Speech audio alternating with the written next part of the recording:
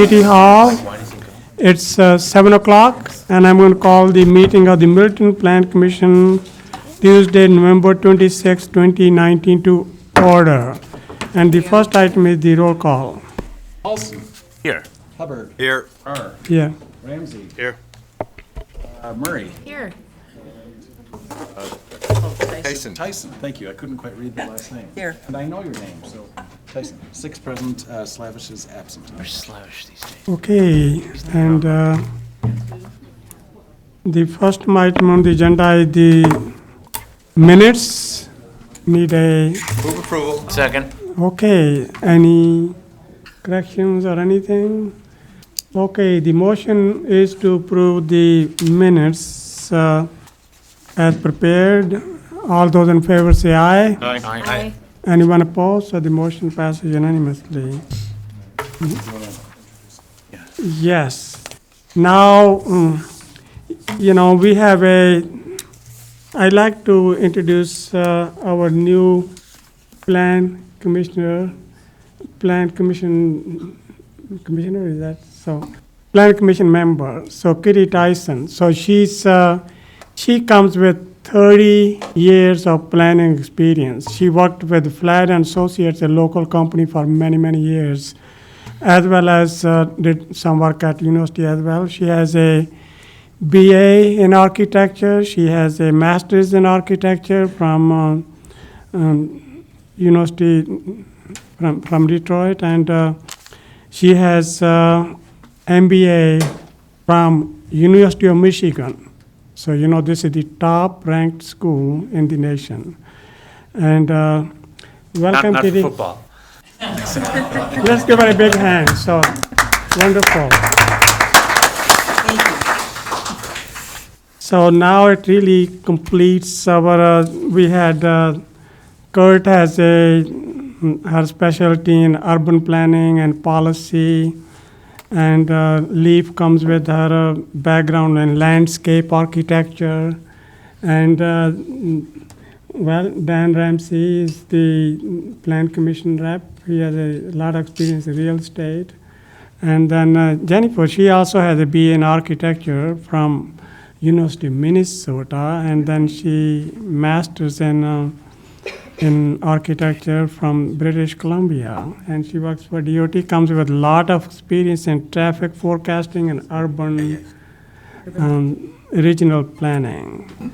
And Mike Slavish, who isn't here, she has a BA in physics, and he also has a BS in civil engineering, MBA in finance and management, and he was Director of Public Works at City of Beloit, and of course he was the president of Howdy for quite a while. So this is a complete and very distinguished group of commissioners here.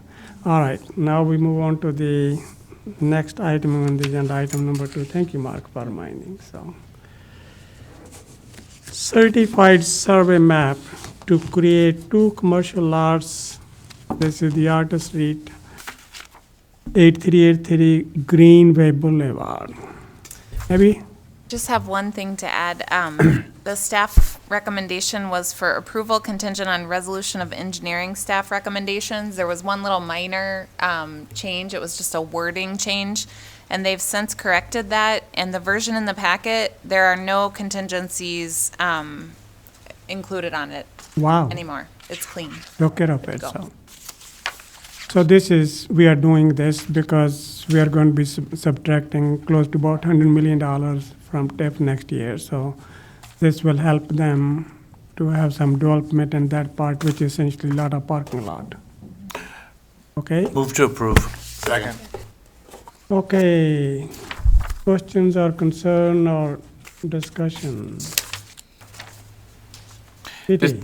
What is their motive? Why do they need that? Are they intending to put another building on that lot at some point? Potentially. Okay. The surface parking lot, they've talked about potentially having an infill building on that site for a long time. They don't know for certain if they'll be bringing anything forward, but we were looking to subtract a significant amount of property from the TIF district, as the mayor mentioned, and we need to maintain contiguity in the TIF district. So we would like to subtract the value of the building that's already constructed on that property out of the TIF to help us get to our $100 million goal. So we're working with the developer to help subtract the value of that building out of the TIF district, but keep their buildable lot in. Thank you. What's the zoning right now? Is that a PDD? Yes. Okay. Any other Does- questions or comments? Is the candidate here from Artis? Stephen Murphy is here. You want to say anything, add anything to it? Clarify any other additional questions, otherwise, I think. Yeah, could you please come to the mic? Stephen, is it with a V or a PH? B.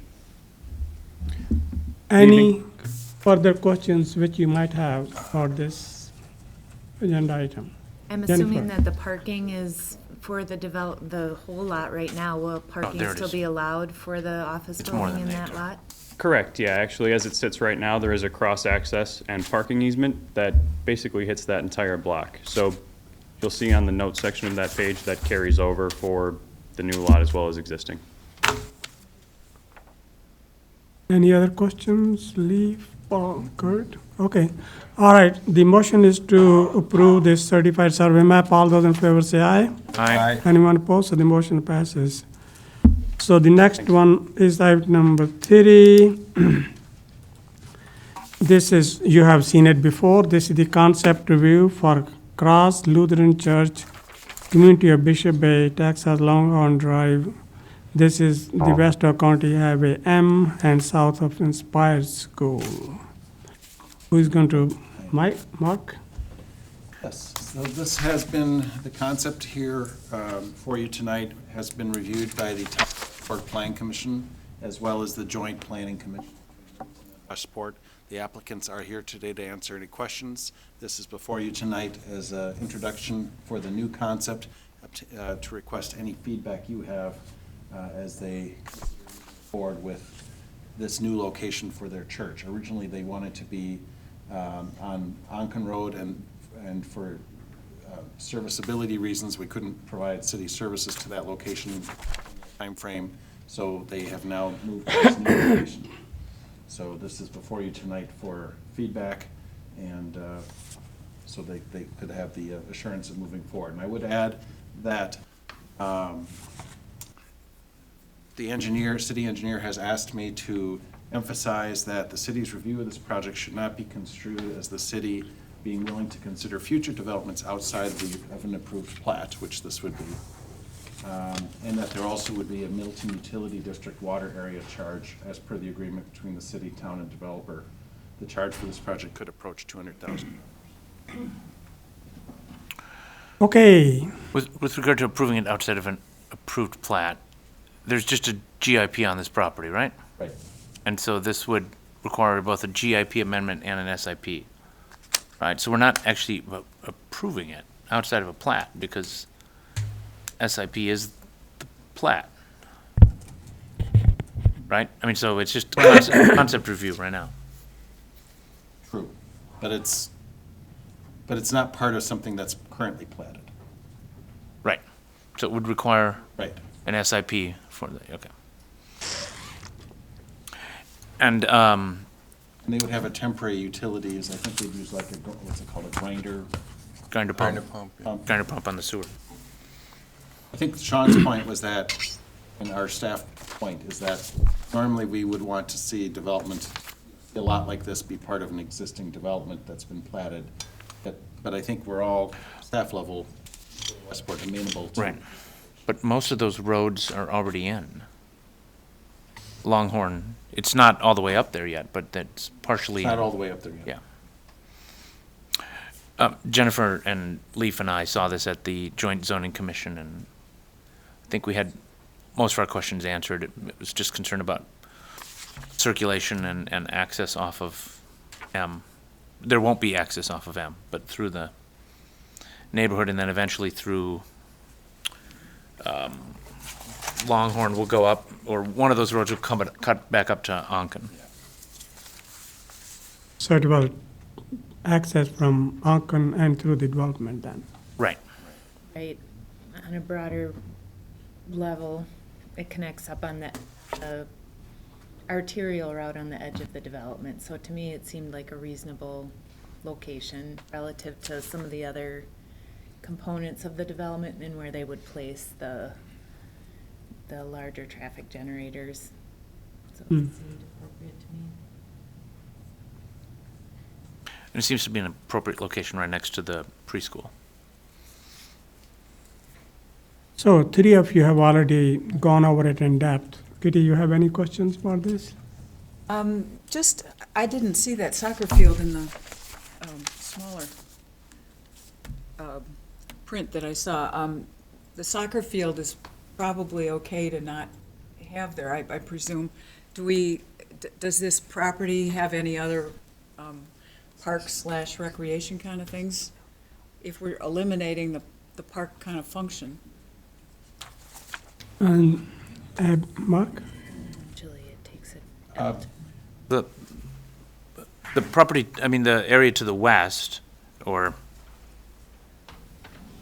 we shifted north here, to the left on this map is shown as open space on the master development plan for the neighborhood. But she's meaning the part right there, yeah. There's just a requirement to have X amount of park Sure, space yeah. for every development, and I don't want to see us lose that. So there was a planned soccer field over there then, and that's what it Yeah. was then? That's what it says here. I hadn't seen that before. Okay, okay. I think the master developer of Bishop's Bay has an answer to that question. So Terrence, you have some, Calling Terrence a master, though, might go to his head. So. He has the master development plan. Do you want to, So the, I want to bring it over and show her, too. okay. You haven't endured Terrence's presentations before, so, Sure I have. okay. So the development on the Westport side, this is a real test for our new guy, Jake. If he can't put together a tripod, he can't keep his job. No. Jeez. no pressure here. Yeah. The Westport side, about 2/3 of the property is open space. So it's an enormous amount of open space. We're surrounded by a park. So this is a Dane County Park. This is State Park. This is a Dane County Conservancy nature area. This is a dog park for the city. There's 55 acres in the middle and all the individual parks inside. So within here, there's 2/3 is open space. So this spot right here next to the church is already an early detention pond that we built in cooperation with the county and Clean Lakes Alliance. We didn't have to do that, but they asked us to do that when they were cleaning up the creek down here, so that the stormwater from the farmland would be captured early rather than waiting for all the development to be finished. So that pond will stay. That's all done. That's all going to be permanent open space. So there's tons of open space. We're not taking away anything.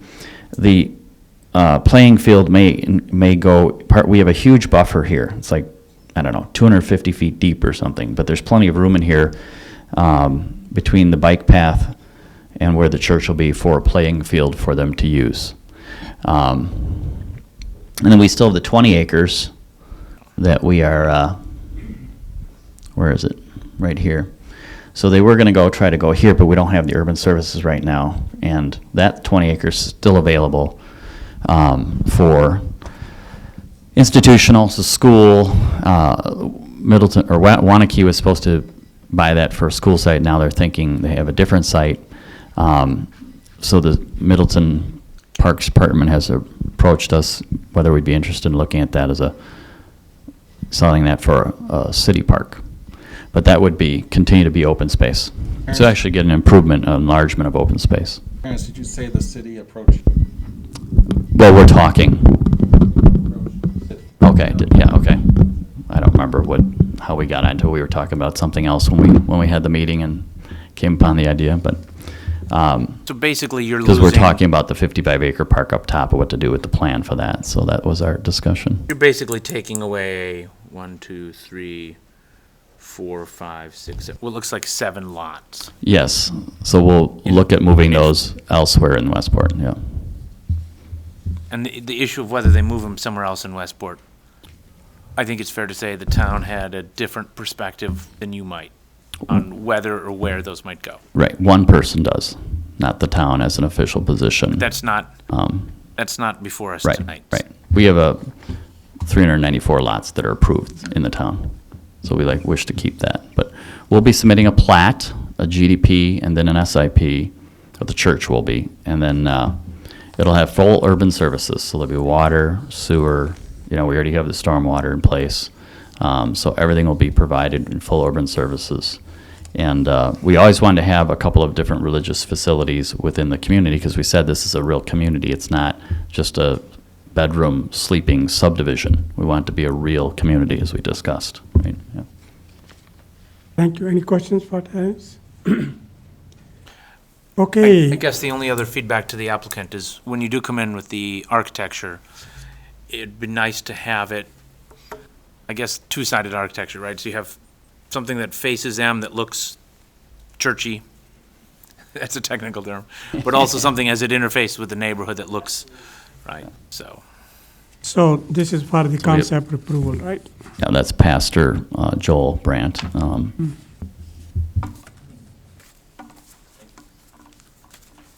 Okay, so any further questions? Otherwise, I need a motion for the concept approval. I would move approving the concept. Need a second. Second. Okay. Any further discussion? Who seconded? I didn't catch this. And Kurt, Can we make it subject to finding a replacement spot for this recreation field? I hate to lose things like that. I think it would be that they Could you still have come to to the mic, conform with the please? master development plan, total number of acres Of rec space. over the Rec space. whole area. So I think it's included in the, Well, You would I'm just be amending this- confused. Well, I'm confused. So when you said replacement, I'm not sure I understand what you're saying. if you look at the screen, so there's Yeah. a planned soccer Yep, I field see it. I mean, there. there's a planned soccer field that's. Yes, yes, mm-hmm. And half of that one-third of the soccer field will be part of this church. So that soccer field will be gone. No, they need the playing field next to the school and the church.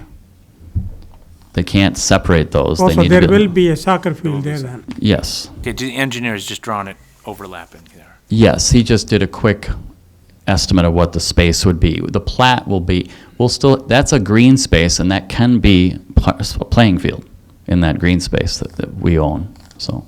So, So it's unused right now. We can, it's farm field. Okay.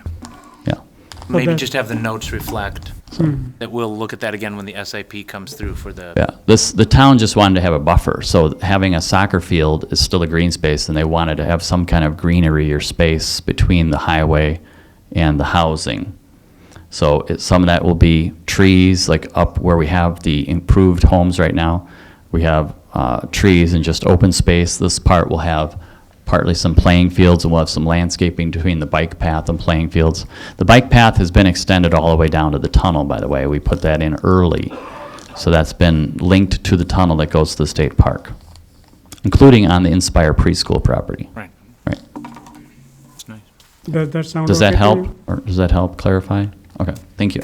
Yeah, it is just how it's Thank you. drawn, so, okay, any further comments? I just wanted to Yes. point out, just for Kitty's benefit, Kitty, is that okay we call you Kitty? Please. And just for all of you here, remind you that when we do concept review, concept approval, it is not something that is binding on the Yep. city. It is a, Gotcha. Okay, thank you. to give the developer, the applicant favorable feedback in this case, and you intend to work with the developer or with the project, but it's not a legally binding Got it. approval tonight. And then Kurt, since you, or was it Dan who made the motion? Dan made the motion. would you be okay with the motion including the 2 points earlier that I made about the city review of the project should not be construed as future, that we would go through this process again outside the plat? And also the utility district water area charge. Is that okay? Okay, any further discussion? All those in favor of the motion, say aye. Aye. Anyone opposed? So the motion passes unanimously. It's past 7:15. And I'm going to open the public hearing for the University Avenue flat, 6413 University Avenue. Anybody who wants to speak about, okay, so let's start with Betsy Day.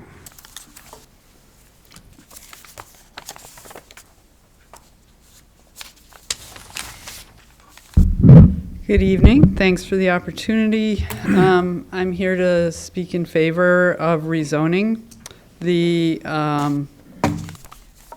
from B2 to PDD GIP, the University Flats proposal. The reason I'm in favor of this is because I think it's really important that we accommodate workforce housing in this city as much as possible, and I want to make the point that workforce housing, the workforce is you and the workforce is me. The workforce is anybody who basically doesn't set their own salary. And there needs to be as many opportunities as possible to do that, and changing this to be rezoning to B2 will, in my understanding, give more flexibility to the plan. And I think that we need to pay attention to the people that are trying to develop these properties and listen to what they tell us about what they have to do to make a project workable. In the interest of including workforce housing. So that's essentially my message. Thank you. Thank you, Betsy. Anyone else who wants to speak? So we got in, I Yeah. signed in, I was expecting to be called. yeah, that's item number 6. No, No, No, he he's signed in for this one. Oh, okay. we're not taking public comment. No, on it says, item 6. Well, he signed up here, agenda item. oh, okay. But it says, Thank you for the opportunity to speak. My name is Jim Iliff. I live at 3100 Nightingale Lane in Middleton. okay. And I'm here as part of a group called Voices in Favor that is seeking to advocate the construction and retention of affordable housing, workforce housing in Middleton. I'm here to speak very strongly in favor of the University Avenue Flats. There's a lot to love in this project. 37 units of 1, 2, and 3 bedrooms, 20% to persons with disabilities and veterans, 85% for people at 60% AMI. There'll be a property management office in the building to quickly address any issues that come up. I think it's a project that is worthy of your approval, and I think will enhance life here in Middleton and provide affordable, safe, decent housing for people who might not otherwise be able to live here. It's interesting, I came to this meeting from a discussion of a video from Matthew Desmond, the author of Evicted, which is a powerful portrayal of some of the trials and tribulations that people face as it relates to housing. And he speaks in the epilogue to his book of how critical that safe, stable, and affordable housing is for a whole range of outcomes beyond just a place to lay your head at night. Educational outcomes, professional attainments, health, even civic engagement can be tied to one's ability to access and have safe and affordable housing. I think we in Middleton have plenty of housing at the upper ends of the price spectrum. I think we need to attend to those at the lower end and to really be mindful of how we as Middletonians can help make this a city that's inviting and welcoming to all people. Thank you for this opportunity. Thank you, Jim. Anyone else? I am Yeah. not on the list, but I want Yeah, no, you can speak, it's okay, it's an open hearing, so. Identify yourself and you have 3 minutes, so. Dave Parks, Middleton resident for 34 years, I think now. Grew up, went to Middleton High School, Elm Lawn, Cromery High School, Whitewater education, whatever. Anyways, I haven't read all this stuff about this yet. What's your but address for the record? My address, current 1217 Devonshire Court. I'm against this completely. I think it's the dumbest thing we could do, mainly because, I don't know, Tree Lane happened. Sounds very similar to what was going on in Tree Lane in Madison, where Walgreens is getting robbed every other day. You got Dairy Queen getting stood up. You got cops there 24/7. You got a management group, like they said. Yes, there's a great management group. They're on like their third management group now, right? We can learn from other people's mistakes and not follow it. I mean, let Madison make those mistakes. Why do we have to do that? Let's Middleton be Middleton. Let's keep this clean, keep it upper income is fine by me. It's better for our schools. It's better for people living here. It's better for businesses in town. I don't know. I think it just brings a whole, lump sum of problems. There's nothing. It's a feel-good thing. Yes, you feel good when you do these good things for other people. Yes, but in reality, it's not going to be good for our city of Middleton. It's just going to be. It's going to bring things down. Elver Park schools. Elver Park, the neighborhood of the kids that come from Elver Park that go to the Middleton schools, there's a big issue. And I don't know, they don't even take the bus anymore to Glacier Creek. I don't know if anybody knows that. They don't take a bus. They get green cabs now because they were so disruptive on the bus. So now Middleton pays for, all of us as citizens, pays for, 10, 11, 12 green cabs every day. Is that right? We all know about this, right? Yeah, I don't know, we were just talking about. No, only I this know, property, but so. this all relates to our school district, in my mind. So if you bring in this type of a building structure with 80% under market or something, that's ridiculous. That's crazy. The builder, whoever's building it, no offense to T-Wall, he's already gone, but builders want to make money. They're not out there to lose money. So they have the rhyme and reason they're trying to build this, not T-Wall, whoever the other builder is, I have no idea. They're out there to make money. No one goes in to lose money. So of course they have a great idea that, they get a bunch of people, and it sounds like they build these all over the nation or something, is what I understood. Well, I don't know. I think I'd look at other neighborhoods, other areas that are close to us, Madison, and figure out if they are having success with them. See what kind of population lives there. See what kind of population is going out of them and where they are in the school district and how well their kids are doing in the school district, how many police calls are made. I don't want that. We already have a great police force. I don't want them overrun with more problems. A building that's being. I didn't keep track of the time, is it about 3 minutes? Is that enough time? Yeah, but that's I'm about- just saying. Okay. There's better things we could do with that property. Yeah, I think we got the points. Okay. Thank you. 'Cause like I said, Thank we you. are all feel good. We're all humans, Yeah, but yeah. let's not feel good about this in the city of Middleton. Let's Yeah. let Madison do that. Thank you, David. Yeah. So there were two other people. There was one Jim Polman. He wrote an email. You probably all read it, right? So his main concern was that I don't have any objection with the development proposal for the Sonic site. I would ask that the consideration be made so that the new development does not place any signage or any fall landscape planting that may obstruct the view of the monument sign constructed by the Scooters Coffee, which is going to be east of that building. Yeah.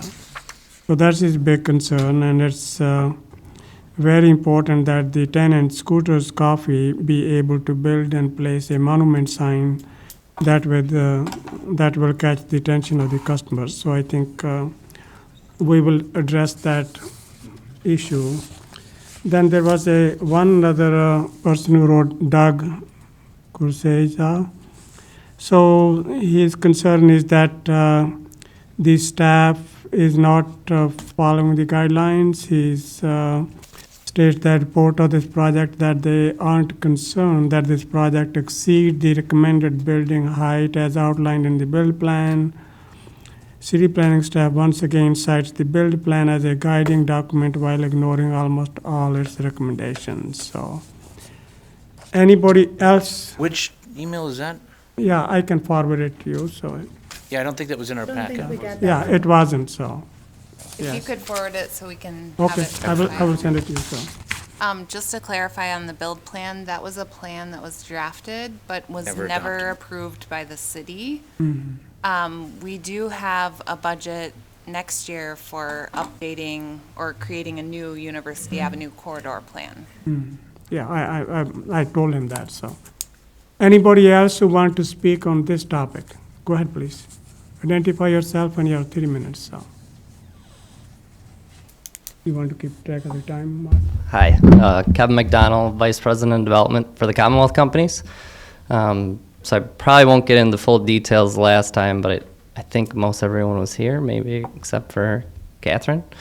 But would you like me to go over a quick overview on the development? We're still actually technically in the public hearing. It's so the public hearing part, When- so. Okay. Close it. If there's anything which Yeah. you want to say in the public hearing part, any I brief could hold off comments? until later. Otherwise, we'll. Okay. Anyone else who wants to speak? I'm going to close, if there are no more people who want to speak, I'm going to close that part of the public hearing, and we are going to go to item number 4.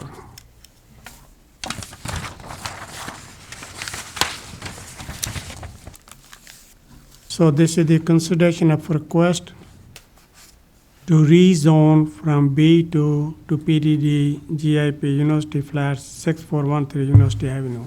It's only a request for rezoning. That's it. That's the only request here. I move we recommend approval of the rezoning request. Second. Okay, any questions or comments? Does that mean it's gonna go forward? I don't understand though. By you guys saying you approve the rezoning, that means it's going forward to be built?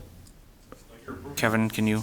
Now, the public hearing part of the comments is over, so now it's just for Guys, I the, work every day, I got things going on. I Yes. can't take the time to look this stuff up and whatnot. I wanna understand what you're saying. What this means is if this gets voted on, Mr. Parks, if this gets voted on tonight, the motion is to approve the project. To recommend To approval. recommend approval, it will then go to the Common Council on Tuesday, next Tuesday, and as an ordinance to modify the zoning map to allow this to go from B2 to a planned development district zoning, which is that was what the hearing was about. And that would go to the council on Tuesday for what's called first reading. The council has the option, and the applicant has actually requested that the council consider waiving the second reading requirement, which they have the right to do. So it could receive final approval at Tuesday's meeting, Tuesday's council meeting. Or are you too far back? but that's for the zoning. No, It's that's not zoning. approving the And it's project. just the first step, and then after the rezoning to general implementation plan, the developer prepares a specific implementation plan, which is the second part of the zoning process, and that would be approved at a later date. Once the zoning's approved or disapproved, that's where the building can go. The SIP, the specific implementation plan, has to be consistent with the GIP, and what's before us tonight are the parameters, the zoning parameters, which includes the 37-unit, 4-story building. And the GI, or the plan, the zoning approval is for a 4-story apartment building. Right. It's irrespective of who the occupants are. And can we just ask Kevin a question? You're targeting these for people in the workforce, 50 to 60% AMI, not formerly homeless persons? Correct, yes. It's very different from the permanent supportive housing that Tree Lane is. So you want to explain how is it different? So if you Yeah, don't so, mind. well, the average rent in the development is projected to be about $1,000 a month. Residents, our screening criteria is typically residents need to make 2.5 times the rent to qualify to live in the units. There's 15% of the units are market rate units, and then the balance is 60% or less on the county median income. And in Dane County, a typical household that equates to about $60,000 in income a year. And they will be, this is the workforce housing, they will be working, right? Correct. Okay. Any further questions or comments either to the developer or anything else? Any other questions or comments? I just, Yes. a Yes, couple Dan. of questions. Have you had neighborhood meetings with the surrounding neighbors? Have you? Yeah, we did attend one of the alders. It wasn't a full neighborhood meeting, but it was a meeting that she was doing for the district. Our architect presented a plan maybe about 2 months ago, month and a half ago, maybe. And then I did go door to door, and I probably knocked on about 15 doors, left information, my contact information, and a summary on the development. I probably spoke directly with about 7 households. Most of them were very supportive. I actually didn't hear any people that were against it.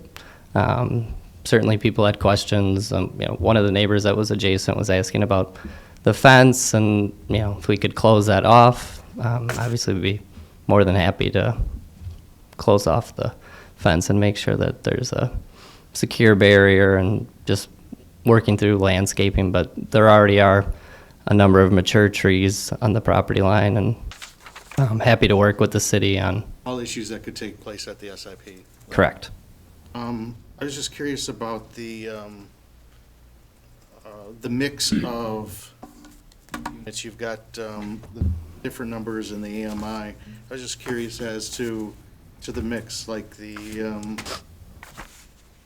townhomes. Those I assume are the 3 bedrooms. Correct. I guess specifically, what are the 6 units at market rate going to be? Let me see what we have. Looks like half of the market rates are projected to be 1 bedrooms, and then half are 2 bedrooms.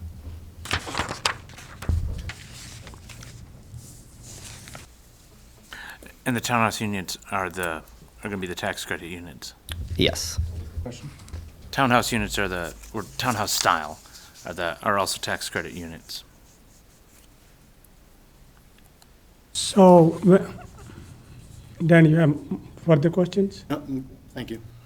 So, Right near a bus stop? so Kevin, when you said you talked to the neighborhood there, that was mostly in Elmwood Avenue, right behind this, or where did you go? Yep. I just went door to door on all the adjacent neighbors that were directly behind on. And I pulled up the mailing that the city did, so you can see that, we complied with the requirement to notify the adjacent property owners. They complied with the requirement to post the yellow sign on the property for 21 days. So did you talk to your neighbors on the west and east, both? Yeah, and I also did speak with the owners of the mall. Obviously, we've heard from Scooters, and then I did talk to Louise Guggens, and they were all supportive as well. So were he supposed to speak to the, across the road, that where the M&I Bank used to be, or not? Was he supposed to, is that? On the north side of Yes. University, Yes. They were notified. let me see Who's if they're on the directly list here. Directly north, is that, Oh, those are the, I That's saw a- photos in the staff report. some- yeah, I guess it's not I M&I don't know, Bank. I think it's an apartment building.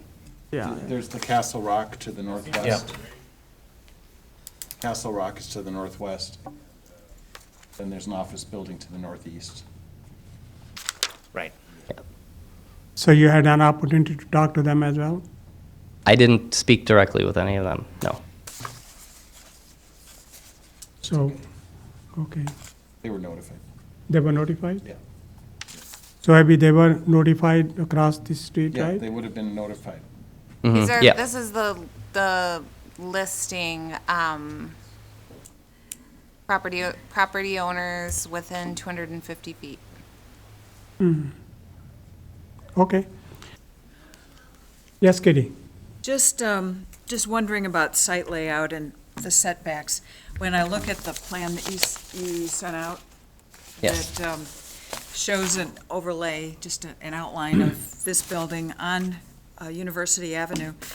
I can't quite tell what the setback is from University, but it seems like it's about only half as much as the building immediately, or two down, well, immediately to the west, and then the next building to the west. And I'm just a little bit concerned about what University has to do in the future, very long-term, to expand. And I'm wondering why you didn't put your parking on the University side to give a little fudge room, so you don't have an expanding highway. I'm not saying that's gonna happen, I'm just saying if. Why did you not put the parking out on that side? That was just based on looking at planning guidance. I know the guidance that we saw, I believe, wanted the parking in the back. Oh, for protection of cars or something, or? I think we're trying to move away from a kind of suburban arterial feel where everything's set back from the street and surface parking in the front to a more urban footprint, because we're not expanding University Avenue, that's for sure.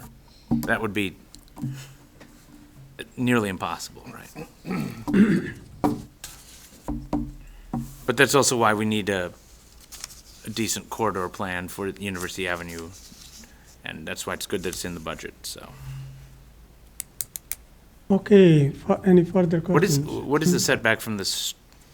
From the right-of-way, I think it was gonna be about, was it 5 feet, Kevin?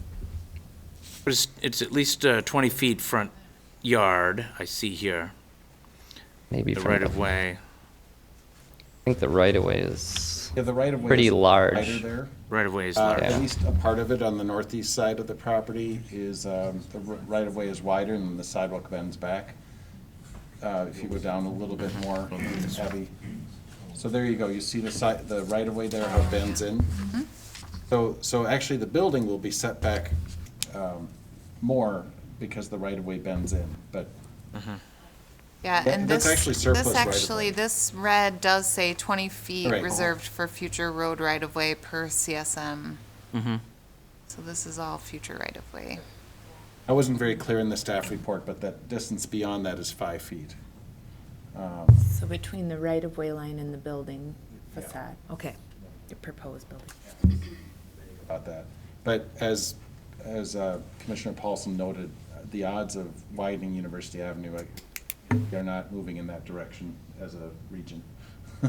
Yeah, there's no right of way, there's no space. We would have to expand acquire it, yeah. additional right-of-way to the west, and that would encumber the property and the properties to the west, but more importantly, we're trying to get away from these wider suburban roads from a design standpoint, because it's not pedestrian. It creates a highway through a city, which as we see here, as the university goes through downtown Middleton, there isn't room to widen the road without substantially altering land use, residential units. We don't want to see that. One of the things I liked about the site plan was it does help establish that kind of urban footprint or closer to the street, because, clearly, a lot of the businesses there are not, the Sonic and the Chicken Run experience difficulty that this kind of 80s style strip commercial development is just not what the market is looking for these days, and so. And they closed. So Okay, I yes, guess Jennifer. one question I have, I see the differences in terms of setbacks and height requirements. Mhm. By rezoning to the PDP GIP, does it set the standards that they have laid out as their plan for the 5-foot and the 50-foot from the back and the 10-foot from the side, or that could still change after this decision today? This Correct? establishes the parameters, the setback parameters. I think. In the Yes, land that's- use So it will- programming on the it side, will yeah. establish the setback parameters and So the in other height. words, the parking will not flip around and be on the front, Establishes the building envelope, I think. essentially, yeah. Okay. Okay, any further questions? Any further questions? Okay. The motion is the request to rezone from B2 to PDD GIP, University Flat 6413 University Avenue. And then I have in the staff report, I had suggested some bullet points to include in the motion. No, there's not in the staff comments. Not in the staff In the comment, memo. the staff report. Staff report. So what I had was I will add those to my motion. So the building design, landscaping, lighting, signage, I think she'll get to. Sorry. It's probably up a little more. Yeah, it's page 33. One more. Ah. There it is. Scroll down a little bit.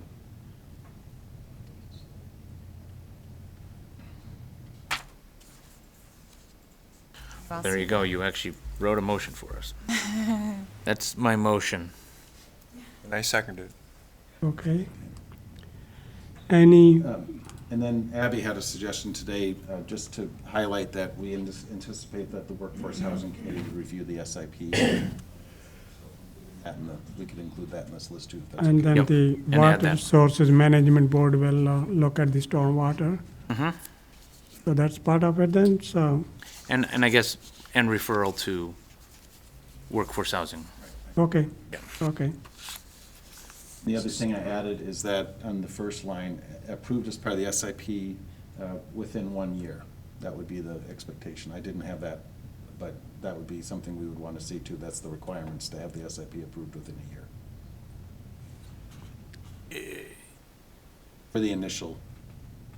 For the I don't rezoning? think it's I a don't, year anymore. I don't think it's a year anymore, I think it's 5 years under state Yeah, law. 5 now. I thought that was for renewal. Is it- It's,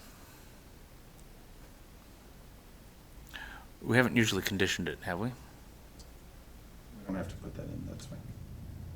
Well, it has to follow the It rules. just State has to laws. follow the rules. I Yeah. thought Said it was 5 within years 1 of- year, but you're right, we changed it to 5, but I thought that was for That was on the SIP. when it expires. All right, we'll just leave it with that. I think Also- that if within 5 years they haven't successfully gotten an SIP approved, they have to come back in and get it renewed. So that used to be an annual thing, but that was lengthened to 5 years. So that was the renewal, but I thought the original was still 1 year. Well, anyway, whatever the guideline is, we'll obviously need to follow that, so whatever the zoning ordinance says. There was also a memo from Sean Statsky about the traffic, which I agree with his opinion that I think there would not necessarily need to be if this was a housing development. A new traffic impact study it would not amount to more traffic than Sonic had had before. The issue would be whether or not the circulation out of the one exit and entrance would be appropriate, but in terms of letting slower vehicles come out, but that was an entrance before, so I don't think that's maybe a consideration for your motion, if you want to require the TIA or you don't, and I guess I would suggest that. Would the TIA be at the SIP stage, Matt? Mark? The city engineer indicated that he didn't see a need for a TIA for this project because the restaurant that was there previously had a comparable volume. As Jen was just noting, the current site has one driveway as well. The driveway would simply be on a different part of the site, which is, in my view, immaterial.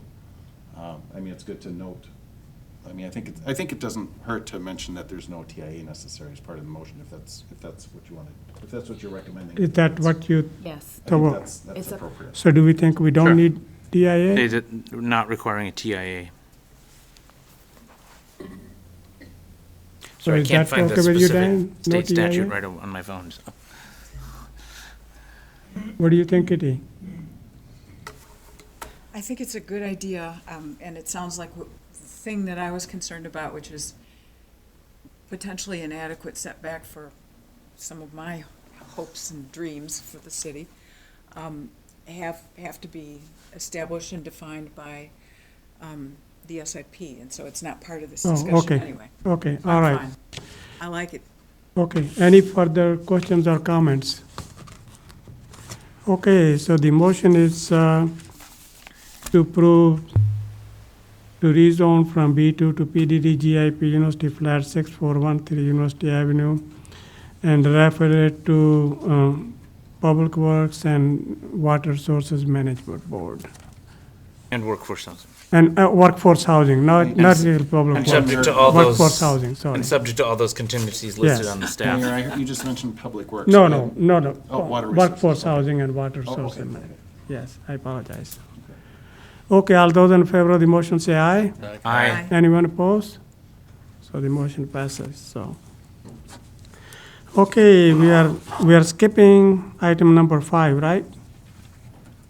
Need Well, I a think motion that to, motion postpone or defer to the next meeting. Motion to Move to defer. postpone or, yeah, go ahead. okay, A Second. Oh, sorry. okay. Any questions or comments?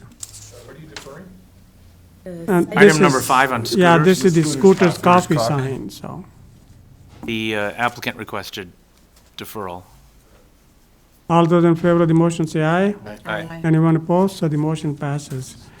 Okay, item number 6, the concept review of this, should we go to, Just number lot of 7, you are up for item number, just to let people know, number 7 is also being deferred, the okay, healthy place, based on a request of the applicant, so.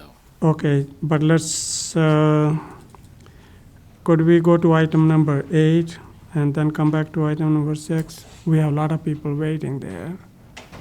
You are all here for the Parkside for Heights. the sidewalk and the road, right? Yeah. Okay, so let's go to item number 8, and then we come back to item number 6. Parkside Heights preliminary design.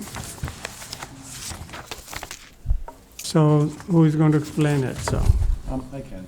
okay, So, the Public Works Committee has been working on the design of a few streets. Every year, the city rebuilds some of its streets. Next year, this part of the city in Parkside Heights, Brookdale and Meadowbrook specifically are slated for reconstruction. Public Works Committee has, working on the design, recommended earlier this month to include a sidewalk on the north side of Brookdale and west side of Meadowbrook Road. This is before you tonight because the Plan Commission also has jurisdiction on where we put pedestrian amenities like sidewalks along streets. And so that's why this is here before you tonight. Have received a petition signed by residents of that area in opposition to sidewalk, including a sidewalk in the design. Also, earlier today, I forwarded to you an email from Sarah Probasco, 6901 Brookdale Drive, in opposition to the addition of sidewalks. Could you repeat the first petition? It was in favor of? In opposition. okay, so now we can ask if somebody wants to speak Sure. on this item? Well, it's up to you. It's not a public Yeah, Susan, hearing. go ahead. It's not a Would you public please? hearing, so. Well, we're going to let people speak. Can I ask some questions first, or? Yes. After Susan speaks? Okay. I'm the alder for this area, for Parkside Heights, and I also serve on the Public Works Committee. I want to make it very clear, the majority of citizens who were at Public Works and were allowed to speak were in opposition to having the sidewalks put in. There was concern about removal of trees. It's an old neighborhood that has been there 40, 50, 60 years? 60 years. Many of the residents were the original residents. I personally see putting in the sidewalk on one side is going to be a financial burden on those particular residents, and those are the fewest number of lots on that side of the street compared to the other side of the street. And there's at least one that is a very big, huge corner lot with an elderly resident there. So the fact that the city will be requiring them to pay for replacing the sidewalks is a concern. A major concern that was also expressed at Public Works was the concern of speeding, and it occurs more at two different times of day, when Cromrie is opening and when Cromrie is closing. Because the four-way stop at the corner of Donna and Park Street, you get cars backed up, especially backed up on Donna going west, all the way the entire length of Cromery, easily. And so people take this as a shortcut. And there's a lot of concern about speed and the fact that it is a shortcut. And so one of the things that Public Works wants to do is have a traffic island put in to slow people down on the curve. But I think this is becoming a bigger issue because of that four-way stop on Park Street and Donna Drive. And I think you can see, now that the map is up, there's clearly fewer houses on the north side, and one will have a huge cost in terms of putting in sidewalks. Have I covered it? Susan? Yeah, Paul, you want to come in? Yeah, you can, please come to the microscope and microphone and. Not the microscope. My name Microphone is Paul is. Weiss. I live on Forest Glade Court, which is, well, your cursor will show you where it is. One clarifying question, so it is 120 feet of sidewalk that resident would have to have on their property. Do they, can you prorate it? Does it, can that cost be, that cost is, my in-laws did it on North Gateway. Other residents can pick up some of that cost, is that correct? Well, that was going to be my question to Susan. This would be paid for as a special assessment district? Yes. And so the issue becomes how big you draw the district. Okay. Because then the cost is just divided Okay. proportionally based on property value or Not a frontage? special assessment district, it's just simply assessed to the adjoining property owner. So you couldn't assess the properties on the southern side who will benefit from it, but there's no need to put one on both sides? Not under our current practice, That's what my concern is. I understand it. I That doesn't thought- mean we can't create something. Why can't we create a special I assessment district? thought we have the properties on both sides of Brookdale and Meadow could be assessed or would be. I would defer to the city engineer. Okay. I'm only familiar with assessing the adjoining property owner. I'm not aware of Okay. assessing to both sides of the street. Yeah, I guess in some cases they have shared the cost. Yeah, I think assessing to the single property owner is a considerable concern.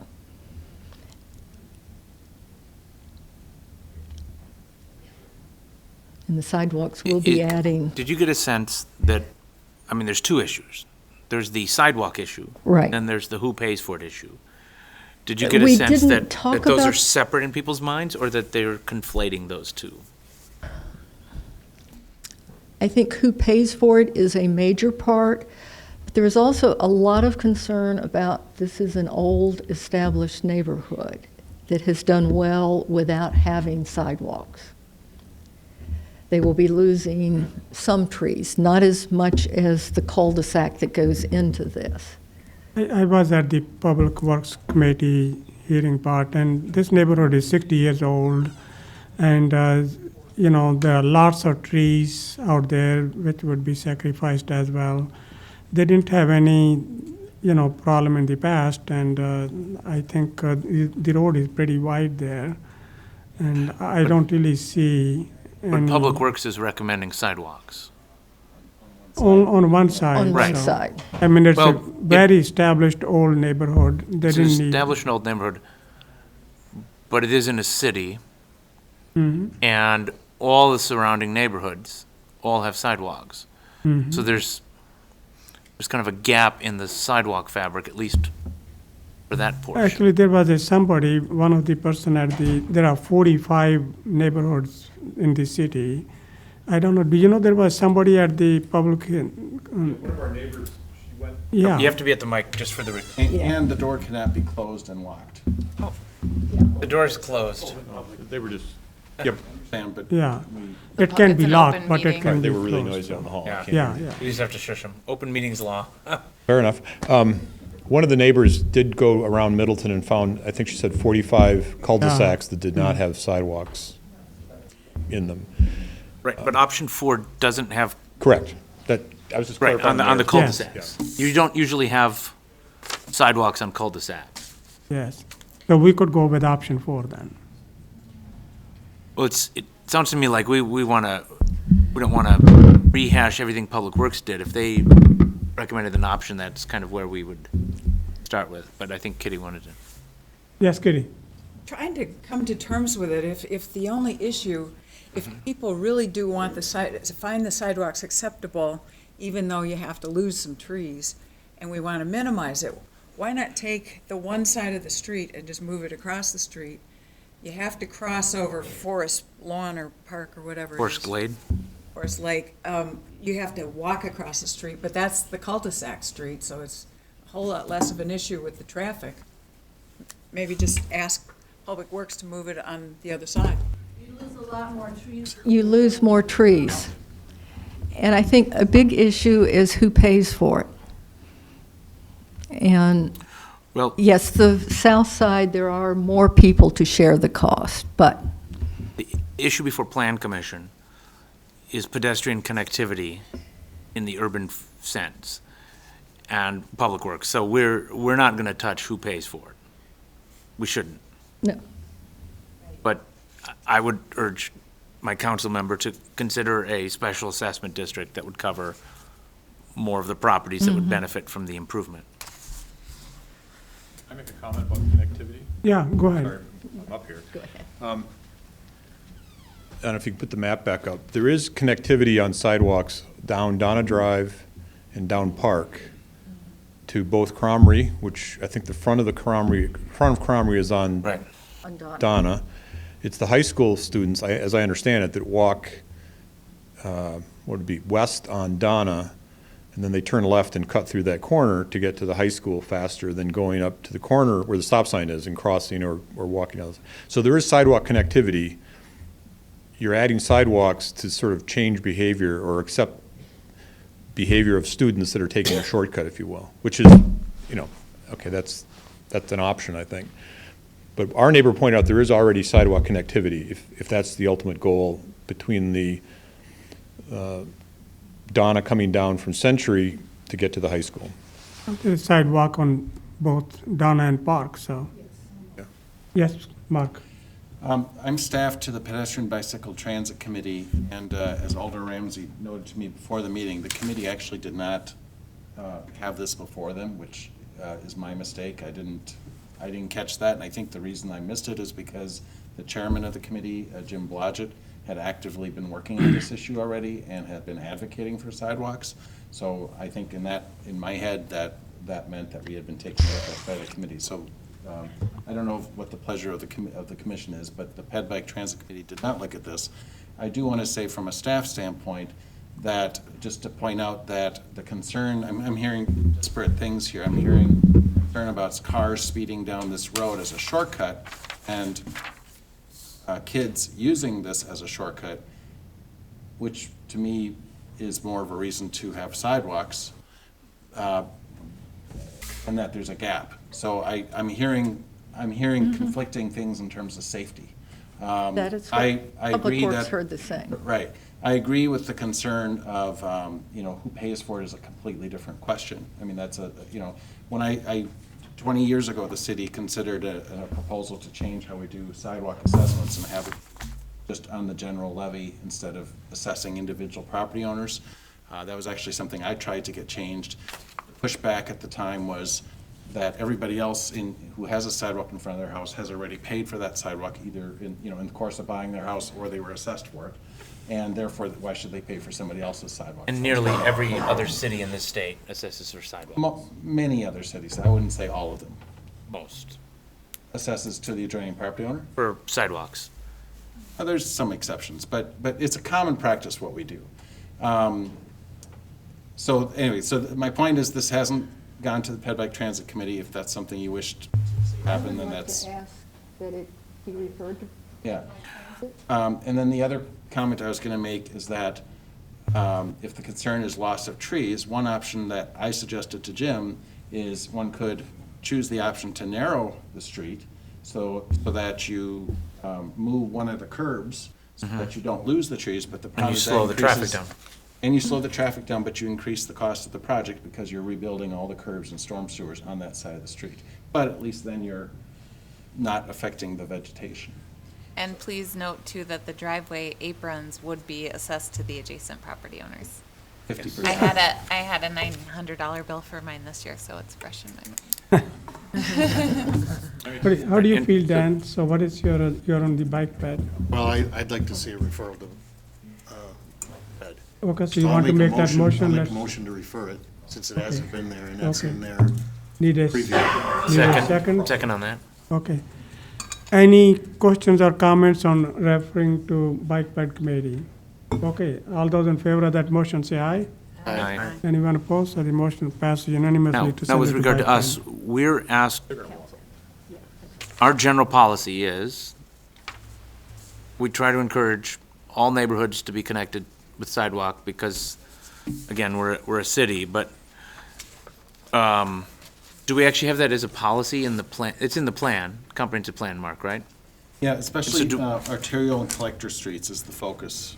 Of sidewalks. But this is, Sidewalks. these are not arterials or collectors. No. No, this is a cul-de-sac and, But the policy is that all local streets should have them, all new local streets. I don't know if we specifically talk about retrofitting all local streets, but the priority is for retrofit. The time to do it would be now, when we're rebuilding the street. So we're asked basically to make a recommendation to whom or what? What is our, bike ped. a recommendation to, well, we're already referring it. We Yeah. make a recommendation to council. But what's the time frame that it's gotta be done? Don't you wanna have bike? I'd rather hear bike referral ped, yeah. And come back here to. Yeah, after that's the the question. recommendation, I I can think is the way it comment should on go. that. Public Works sent it back to the engineer for the design of the traffic calming island where the cul-de-sac comes in. And I think it's a year or two before this is proposed to even be built. No, I think it's to be There's built time. next year, so. Built in 2020, summer. Yeah, next summer, Next 2020. summer. So they have to have final design in by March or April. No, it has to go for bidding in in January. Yeah, if they want to Right. meet the Final design. favorable bidding timeframe, they probably want to get it by the end of January. Yeah, Point is, it's going Mike and back Ped meets to the engineer. Public Works has not heard back from the engineer yet. We met last night. Didn't have it, it wasn't on the I agenda. mean, we can also make a recommendation independent of hearing from Bike Ped, but I'd like to hear from the Bike Ped Committee They meet the 11th. of December. Yes. And do we have a meeting after that? yeah, we do. No, because No, we got meet meeting on on 16th We and canceled 17th. our meeting on the 10th, otherwise you'd be 24th. meeting December 20th. Which we're not gonna do. Oh, I see, you're right, so. I'll be here.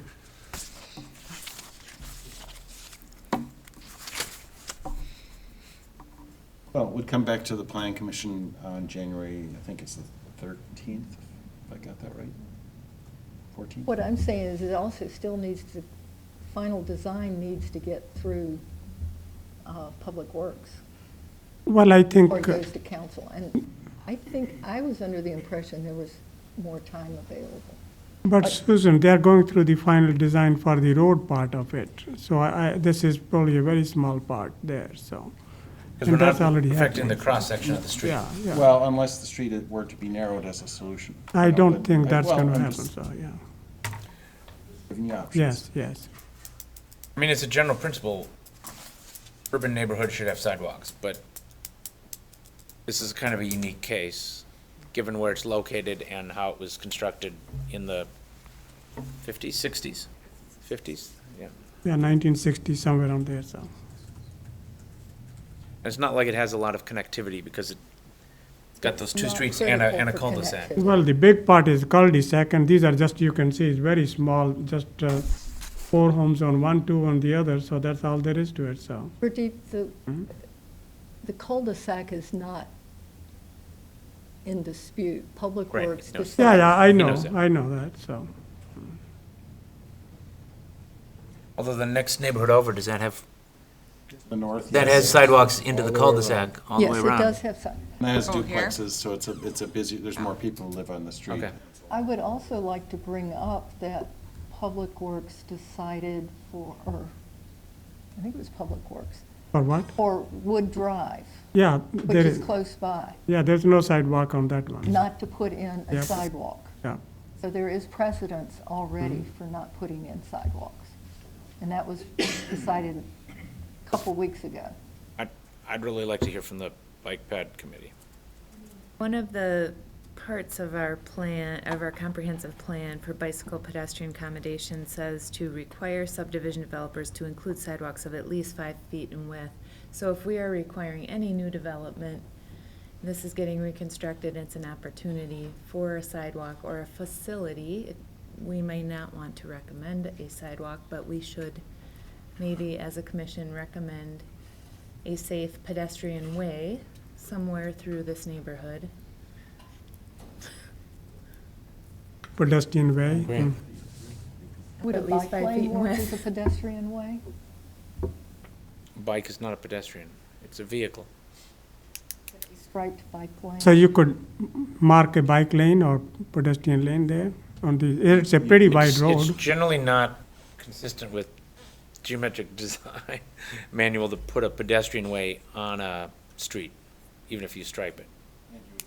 Unless you're the city of Unless you're a Monona, Woonar. which Monona does that, and that's problematic. Also, they make the pedestrian on the road, They painted pedestrian striping on a road. I see. Brilliant. That is part So of we our want to hear from plan. We the could- bike ped group, right? We can Yeah. make a motion Yeah, to. go ahead, Sarah, if you want to speak, identify yourself and. Well, I want to say one Well, thing. yeah, We've but- already decided Wood Road doesn't have to have sidewalks. That was decided only a couple of weeks ago. Why are we now requiring this area, which, again, doesn't have huge amounts of connectivity? Yes, thank you. Why are we changing our viewpoint and making this particular development have to have the sidewalks? Sorry, Susan, did city council decide that, or was that part of a plan commission decision? Yeah, that was the public works. It was Public Works. So that should also have to come, why is it not coming here? And again, that was to save trees, and there were way more trees there. But I think we need to be consistent on some of these decisions also. And I agree. So, sir, you want to say something? I probably don't know if I should or not, but I live at the corner of Brookdale Park. I moved there in 1971. They talked about sidewalks back then. We had Cromery's open front towards us at that time. And it said that Forest Glade, that court and everything was not a through street. We'd never have sidewalks. Now they come along, want to put it on the north side of Brookdale and the west side of Middlebrook. You're just going around the inside. Anybody gets down to the intersection still has to cross the street. And you talk about moving the crosswalk on Park Street to the north side of Brookdale. All you're doing is having kids go across the street there. They come from the high school, they're gonna take a right-hand turn, and you're gonna double the traffic down there. So the sidewalk around the inside is not helping anybody. I see nothing wrong with making a bike path on the south side of Brookdale, take it around the outside, and you don't have to disturb anything. You're spending all this money cutting down trees and pouring concrete for what? Nobody's gonna use that sidewalk. They won't walk on that sidewalk regardless, they're gonna be in the street. And there's maybe a half a dozen people that go down there walking in a day. School bus goes down there, used to go down and pick them up at the corner. So I just don't like the idea of you got your mind made up that this is what you're gonna do. It's not helping. No, it's like a cul-de-sac there. I don't Thank think you. see big need there, so. What, is that crosswalk, Pardon me? is that crosswalk gonna be moved further north? Yeah, that was part of the discussion, was to move the crosswalk going across Park Street to the further north, which puts it And closer puts to... it right next to the drop-off lane, Yes, which is not a good Crown solution either. and there's not a flashing beacon there. No. Or a, The flashing beacon is down at the creek. Yeah. There's not a beacon down there. There's, Yeah, there's no There's beacon. ped right, refuge. yeah, there's a pad refuge, right. Okay, so we refer it to bike and ped. Do we want to vote on this, defer it, or what do you want to do with this one now? So- We already voted to send it to bike Yes, ped. we send it to bike Question is, ped. we wanna, Yes. I think to me, it's like a cul-de-sac, and I agree with Susan. I don't think, unless we reconsider Woodgate Road as well, I don't think we need to have a sidewalk here, so. well, let's wait and hear what bike ped says. Okay, so then, that's it, then Yeah. we move on? But Susan raises an interesting process question. If every time a street is reconstructed, we're supposed to review it for sidewalk connectivity, Wood is not gonna be reconstructed for, Another Couple years. Maybe that 40, one's 50 several years? years. okay, so that's why we probably haven't seen it. Well, Oh, Well, No, the it's board going to be saw it, yeah. reconstructed next year, so. I'm gonna yeah. take both to the Ped Bike Transit. Okay, I thought they had gone there, but No. okay. they haven't, so we will take. Okay, Get 'em there. so that's it These are then. not just pedestrian concerns. I was thinking that. Sorry. Sidewalk jokes, sorry. If you have to explain it, it's not. Okay, so anything more we want to do this one, Mark, or that's it? There's a Ped Bike Transit Committee meeting on Wednesday, December 11th at 7 PM. Okay. The intent is for it to come back here then on January 14th, I think it is. Okay, thank you for coming. So let's move on to item number 6. Concept review, Studio West, east of 4887 Parmenter Street. Abby, who's going to take? This is So, before you tonight. The applicant is requesting feedback on the development concept. It would include a yoga studio, spa, and retreat center, lodging, residential, and commercial office space for the land between Parmenter Street and Gray Bear Pond. One of the concerns that we have flagged is that we have a plan to extend Bellefontaine Boulevard in conjunction with the adjoining development. And so the concept that was included in your package shows a fairly curvy alignment for that, probably a bit too curvy for what our vision was for a major street corridor. So that was our primary feedback. Otherwise, land use wise, concept wise, I think Abby and I and Daphne and the applicants are here to answer questions, supplement the so presentation. this is a pretty large project, 44 acres, divided into 6 different parcels, right? I didn't count the parcels. Yeah. 6, so, and so they're going to develop one of it, and then, yeah, go ahead and present whatever you like to. And you have given us more Yes. detailed materials that are Yes. packages here. Yeah, and I'm not sure which, but Kathleen Slattery Moscow is the property owner and proponent. My name is Ed Freer. I'm with Grafe. Okay. And Melissa Huggins is in the audience, also available. Okay. So basically, Kathleen has put a team together to develop its 44.7, something like that. Maybe just a little background too. The yellow swath that you see through there represents the right-of-way, which is 110. I think the staff notes said it was 100. It's actually 120. I'm sorry. It's what was proposed for the Okay. original parkway. We showed one two-way traffic lane because the adjacent property with the row houses only has one road with two-way traffic. And then it was suggested that we meet with traffic and transportation and engineering. We have not done that yet. That is on our agenda.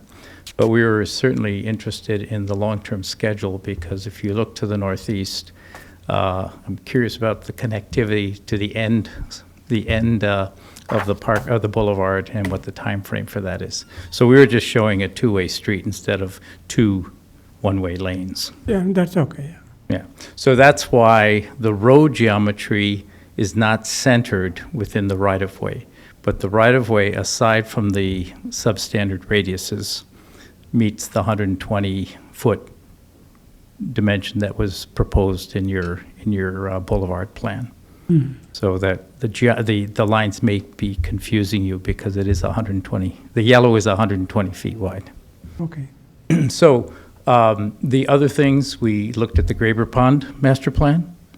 So the idea of integrating trails and boardwalks and respecting that is part of this plan. We looked at the Parmenter Corridor plan, and that influenced the mixed use and some of the suggested building heights and densities. The other thing is, and it's kind of hard to see, but the conservancy is a function of the wetland that exists there. So the reason for the shape of the conservancy is the wetland currently based on the county GIS system. So it has not yet been delineated. I just want to make sure everybody understands that. But that gave us an approximation for the acreage. And then to serve these 6 lots, the intent was to have a regional stormwater management plan, and that's why the series of outlots. So there are 2 or 3 drainage ways, a stream that comes through there now. Those would all be coordinated and integrated with the stormwater management system. And none of that has been engineered yet. So this is an informational concept meeting. The primary interest is the land use. There are some densities shown, and the intent behind that is to get a reaction from you whether it's too high or too low. The densities are assuming anything from 3 to 5 stories. The Parmenter corridor is probably going to be 3 or 4 per the recent conversations with planning staff and in the community. There may be a couple of 5-story buildings that are in the interior of the red areas, and then some 3-story buildings. So right now, the adjacent area to the conservancy and the pond is looked at being residential. The Parmenter corridor would be mixed use with some commercial at the ground floor that may go more towards office use than retail just because of the marketplace. And then the upper 2 or 3 stories would be residential. So there are no building footprints or parking lots shown, but I did do a quick tissue overlay, kind of back of the envelope study, and that's what generated these numbers, these densities and these parking counts. Based on conversations with staff and what's been going on in the community, I was basing the parking count on 3 per 1,000 for commercial and 1 per unit for residential dwelling units. So that's what generated these initial conceptual densities and parking. And then the higher the density, I feel comfortable saying that the density could be somewhere between 25 and 35, so it supports transportation. I understand there's transportation being looked at for this corridor, so we want to make sure it supported that initiative. The higher the density would then most likely incorporate some parking under some of the structures or possibly in the ground. So until that gets sorted out, I can't really commit to structured parking, but that is a possibility which would generate this higher density. So when we get to that point. Sidewalks, the road layout, I understand there's concern about that intersection. That's not a problem. That's something that we can very simply address. What I haven't spent any time on is the 10-acre parcel, number 1, would be this mixed-use destination facility. Its primary focus would be yoga, wellness. I think wellness, the trails, the sidewalks, the incorporation of bike, and this facility is probably the backbone to the development of this project. And even the associated other developments, we're hoping that they will build on this theme or concept. So the 10-acre parcel then will have parking, It'll have a couple of studios. It will, actually, Kathleen, would you like to explain? Sure. Yeah, let's hear from Kathleen. Sure. so. Hello, everyone. My name is Kathleen Slattery Moscow. I'm the owner of the studio, and we've been open in Madison for 9 years. We're down in the Machinery Row building in downtown Madison, and we have a location off of Old Sauk Road as well. And so we're looking to build a new location here that would be yoga, meditation, fitness, a retreat center, and a spa-type environment where there would be 4-lane lap pool and hot and cold plunge pool. And with that would be some housing surrounding that, as well as a cafe and a restaurant. And so we're super excited. We want to do something extraordinary here in Middleton, and we want to really capture people's imagination as they drive by on the Beltline, because there will be some visibility from the Beltline. So whether they come to the studio or not to do yoga or to meditate, we want them to be inspired. And so there will be a beautiful architecture and a deep reverence for land. This will be a female-driven project. It's not that we're all females, obviously, but there are a lot of female players involved, and that's very important to us. So,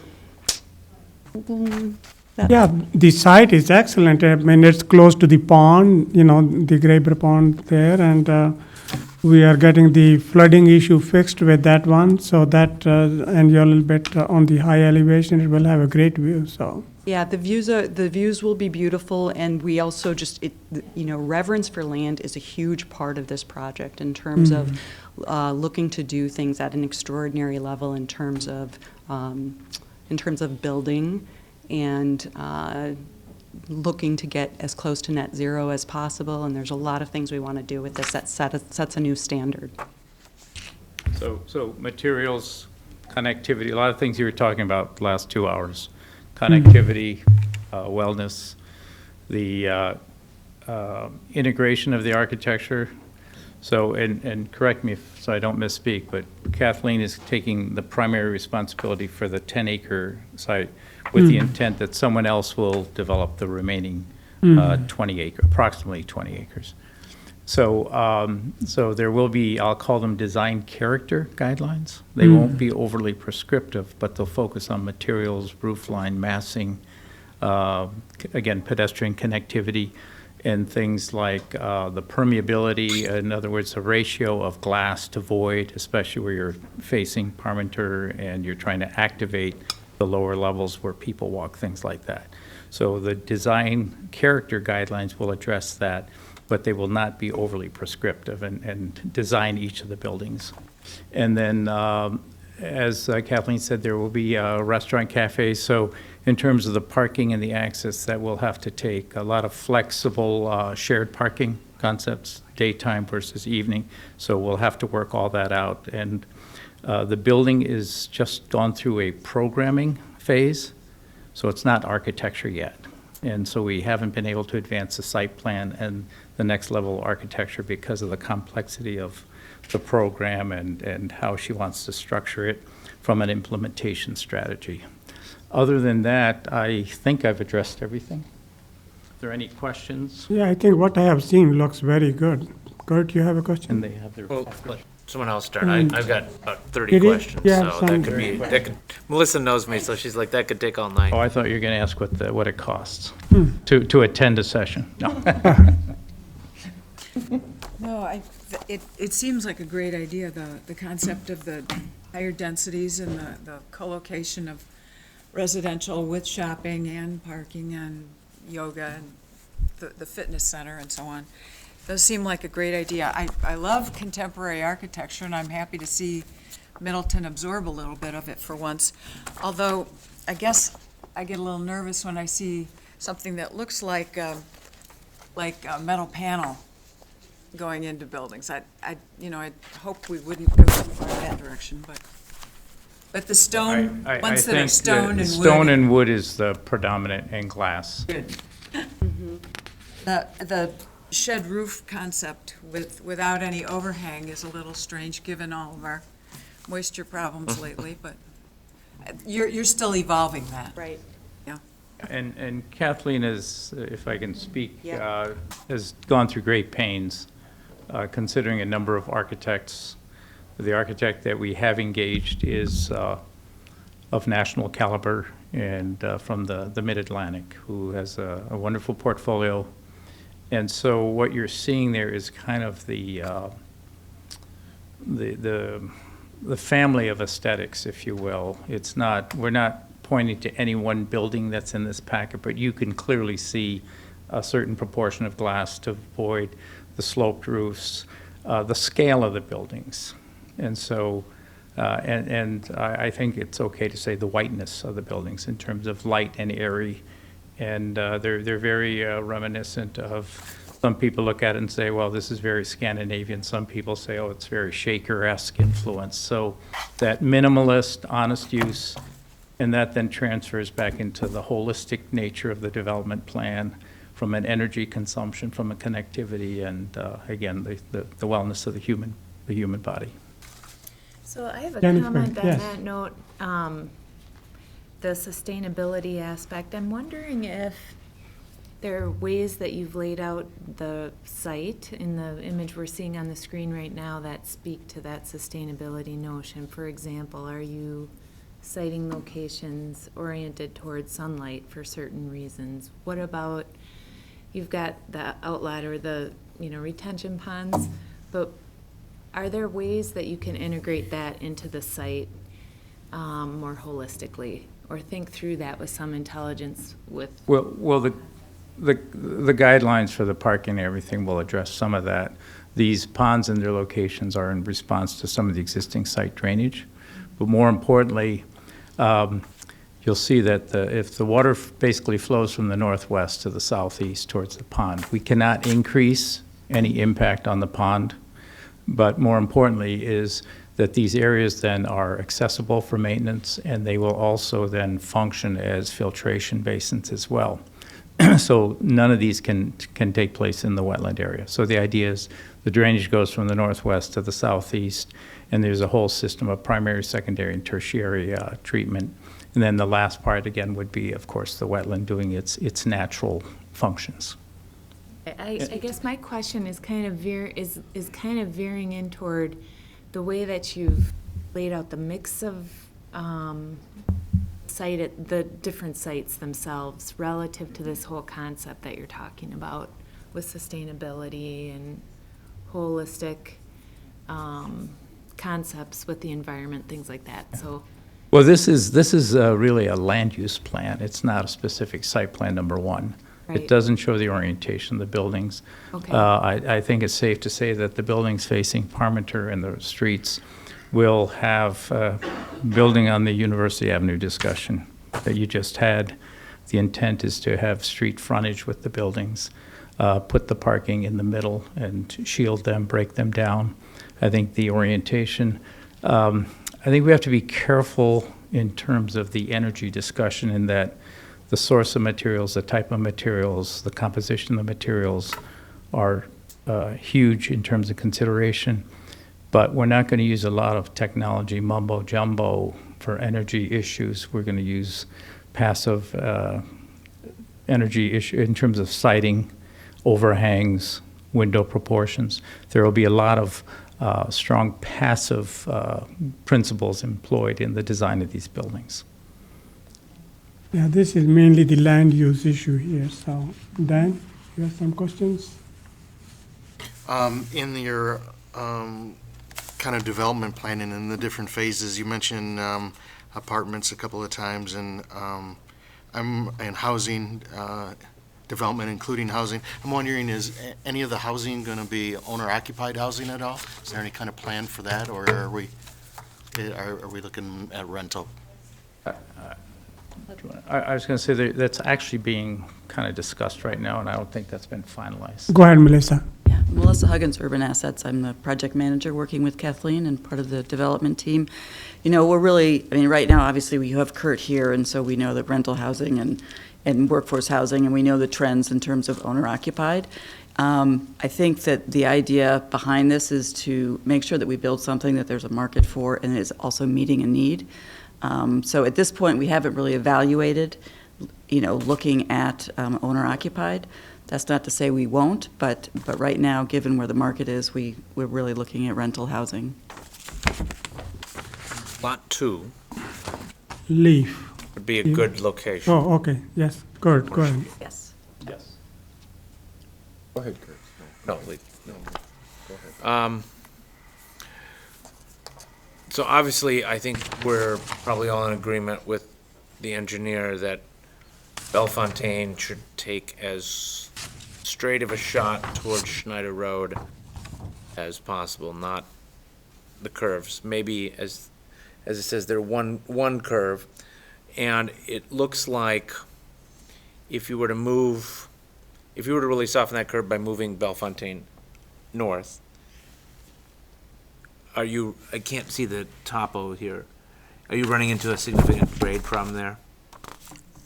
Yeah. Are you looping it down to maximize the kind of building orientation, or? Well, it was a couple of things, and again, yeah, there's we have not had the meeting that we need to have, and a lot of this will get sorted out there. There's a gentle grade down there, but.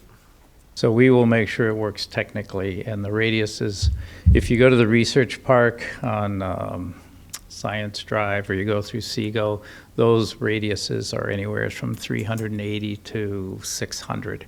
So and they're all 25 to 35 mile per hour roads. Those are the radiuses that we're hoping to achieve. These, the one is close, the other one is considerably substandard. The only reason that bottom radius, I'll be very straightforward. We tried to minimize not losing developable real estate. We tried to get as close to the conservancy as possible. It's that simple a gesture.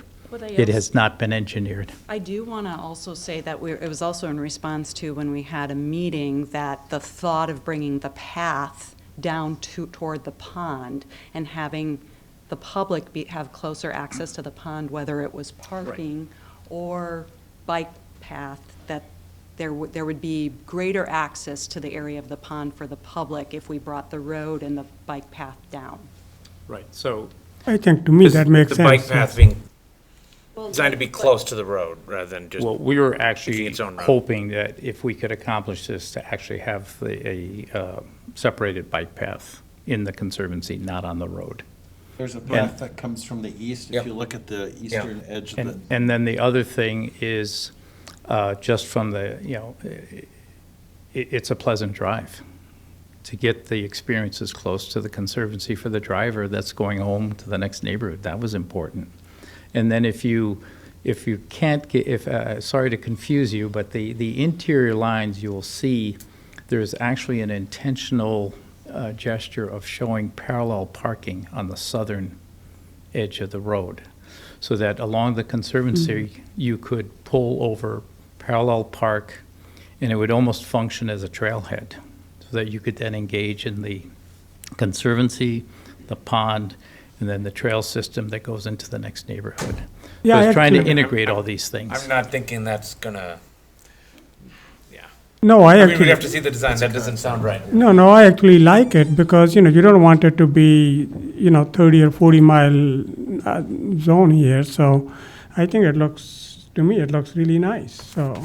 We will solve the technical engineering. It will be solved the next time you see it. There's an ongoing discussion about what the concept of Bellefontaine Road should be, because I think the engineer, according to Public Works, is still thinking of it as a pretty high capacity throughput arterial at a 35 mile an hour speed with a boulevard and bike lanes and Yeah. as you see when you talk about the conservancy, you're talking about the area in green here that Yes. would be, would that be donated to the city? Would that become part of the conservancy? We haven't figured that part out But yet. that's unbuildable right now because of the wetland delineation. Yeah, our intent, there's I have 3-4 acres of some historic timber, standing wood, and then there's the wetland, and then we wanted to make sure there was some bit of a buffer around the pond area. So that's I think you stated it correctly. It's non-buildable. We've from an environmental standpoint and from a desire, it's non-buildable. There's still concern that that road is getting a little too close to the wetland. We will fix that. I can't solve it tonight. So in terms of the, go ahead, I was just gonna ask for some of the programming questions. Well, go ahead and finish. So what lot you- 1 is 10 acres. And the total at final build-out would only be 30,000 gross square feet of commercial? I The can difficulty I'm having with the concept is. So the one thing that I can say is, so I think what you have before you is showing the studio, which is about 20,000 square feet, and then also so far the cafe and the restaurant. But what's not been fleshed out yet is we're hoping to do smaller scale housing here and then larger scale housing on Lot 5. So it would be more than what you're seeing right now. The future development. Yeah, the future development. Mm-hmm. That's correct. We are looking to create greater density here, but also have those be density clusters so we can keep the earth open to drinking. Right, the strange constraint of the site is the parcels immediately north are very large lot, suburban style homes. But then Middleton Ridge, Misty Valley, directly northeast, right off of Bellefontaine, is deliberately designed as a kind of a very urban frontage, smaller houses, smaller lots, close to the street. And, so at least the site plan now is, you're coming off an urban footprint in Bellefontaine, suddenly to something that looks very, Beautiful. beautiful, I'm but just kidding. very rural, Yeah. kind of retreatish, and then back to a kind of heavy urban footprint along Parmenter. I'm not sure that it's wrong, but it's a little jarring right now to think about that concept. It's a little jarring, and I think the way that which is not shown here, and we've evolved, in our discussions about what would be here. The idea is to create a sense, when you're in the studio, when you're at the restaurant, that you have this relationship with Graber Pond. How we tuck housing and more density in around there is what we need to start looking at, and so that's something that we haven't really taken a hard look at, but we know we need to. We need to look at it actually from a financial standpoint as well. So duly noted, and I think we'll be looking at that. Goody. Sorry, just one point about the residential running the whole length of the west end of the property. It's the project. It's for those of us who've ridden our bikes up Parmenter, we understand how steep that is and recognize that. I personally don't know what's on the other side of it. I'm hoping when I look at this, and I see on the screen that there are some contours there, so there is some bit of a drop. I'm hoping that there's enough of a drop that the residential do not have to be looking onto Parmenter and that they can look off and see the conservancy. And we have a way to make that happen. That is the intent, and that's why the upper stories would be Good. residential, and you've got the view to the east. Let me just try and describe a different picture for Kurt. Another way of looking at this is I'm coming from a residential, fairly dense neighborhood, row houses, that if the boulevard gets implemented. They're single-family detached. And single-family detached, both, right? And it's kind of a parkway experience, correct? It looks to be how it was originally Okay. designed. So imagine, and to your point, this facility is going to be on the highest part of the site. So you will have great views from the highway, Highway 12. You have great views when you come into the boulevard. It'll be to the left up on the hillside below that nicely forested slope. And imagine you're coming from the traditional neighborhood. Imagine the pond and the landscape treatment and the plant selection going up this hillside, and then there's this cluster of this little village. And so you're kind of coming out of the neighborhood to the east. You're driving through this open space, kind of prairie-esque, coming down into the pond, and then you come into the development as you approach Parmenter. So that's how we envision the transition, not as a disconnect, but as the pond going up to the sloped wooded area, and that the yoga and the wellness center is part of that slice of open space that goes up to the slope. So you're coming from the residential neighborhood, you're coming through this beautiful natural-esque area, and then you come into the commercial development, mixed-use development that's part of the Parmenter corridor. I'd like you to think about that and see if that makes sense. Well, and if I could just add too, that with that, because we'll have the design guidelines or covenants or whatever we're going to be calling them, I guess one thing that comes to mind as you think of Duluth Trading Company in Mount Horeb, that beautiful corporate office. I mean, there was a lot of care put into that, a lot of thought, I think a lot plays into that. And I can see in terms of these outlots lining Parmenter, yes, you're going to be coming, from the studio open air to this more this higher density along Parmenter, but I really think how we're aiming for that to play out is really pretty stunning, and to work with partners who have that same thought process. So that's just one company that comes to mind that is has that sort of soulful look at creating space. So you have an option on this one, or you actually? We have the option, yep, so yes. Okay, thank you. Further, Jennifer? On this site plan, the lots are noted residential and then residential, commercial. So when you've got those noted that way, it's commercial on the ground floor and residential above? Is that what you had? That is correct. So the largest red zone immediately to the west of the pond, that's all residential. The north-south parcels are part of that Parmenter corridor. They're all mixed use with the commercial at the bottom. There is a potential of entertaining the idea of perhaps a hotel on the northernmost parcel. Okay. My comment is a little bit about the perception of public and private space and the sensitivity that you could play in the project in terms of you've got a studio and some holistic concepts about what that will be, but also allowing people to recreate on the site, outside itself, and how, these days public and private spaces they're very flexible. People don't know when they're on private property oftentimes, right? Particularly where the pond is, I think there may be some opportunities to think about that and engage maybe the public feel of a space, even though you've got residential lots maybe on the side of the site. Absolutely. You're describing our intent. And I also want to point out, unless it's changed, the desirable cross-section of Parmenter, B1, shows a sidewalk on the west, and it shows a multi-use, a 10-foot multi-purpose walkway to the east.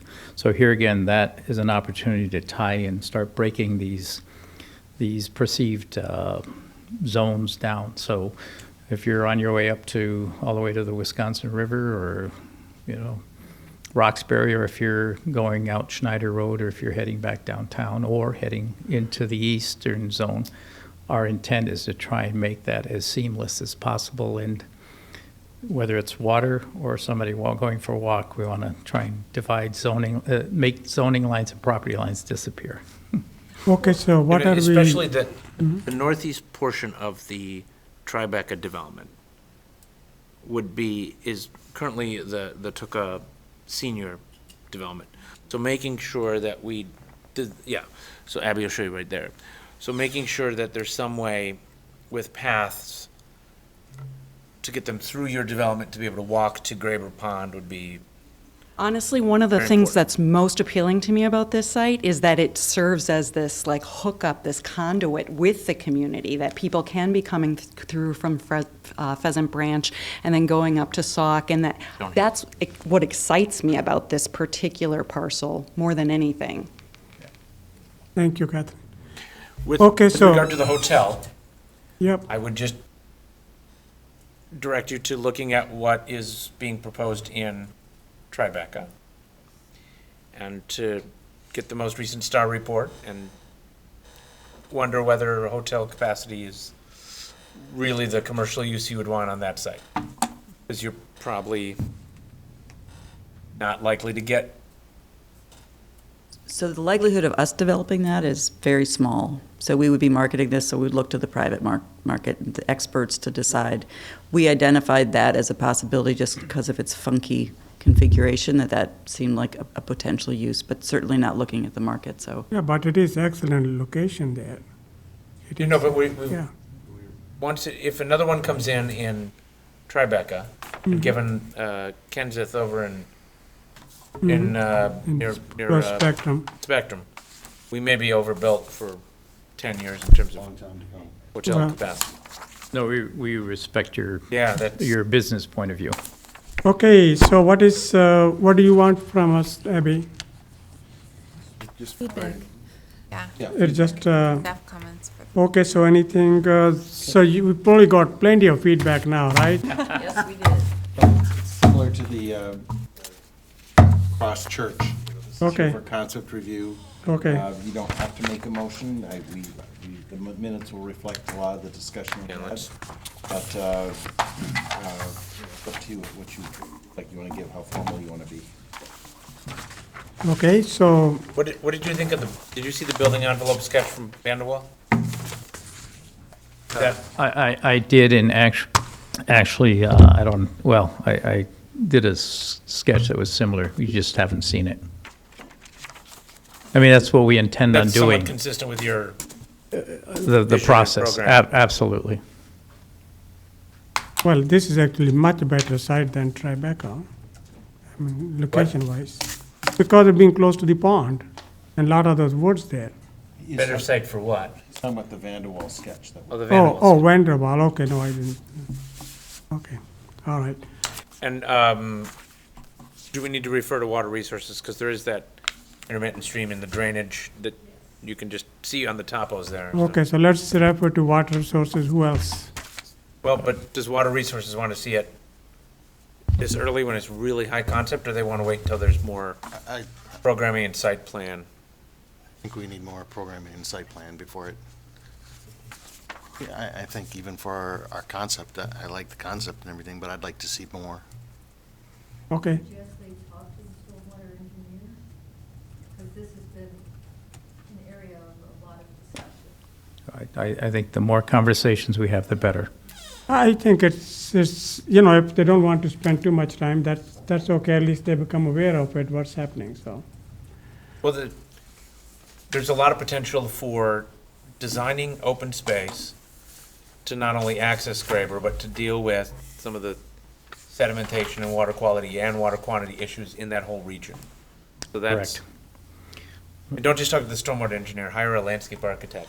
Well, I am a landscaper. You are a landscape architect. And we have. Civil engineers just want to put it in a pipe. No, we have some pretty smart civil engineers that have good environmental solutions. And that's why all those almost 6 acres of stormwater management ponds, so that it doesn't get to the pond.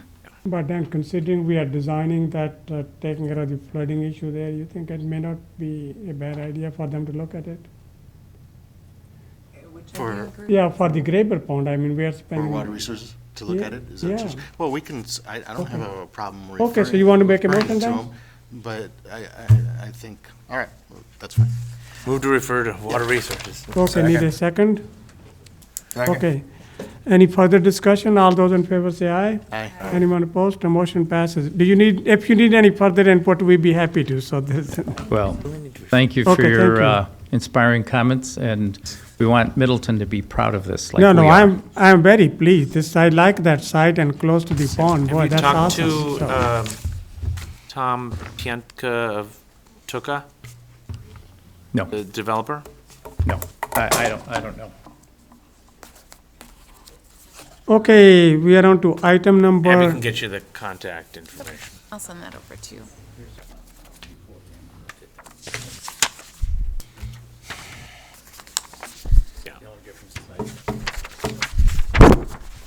Thank you, Kathleen. Thank you, Ed, and thank you, Melissa.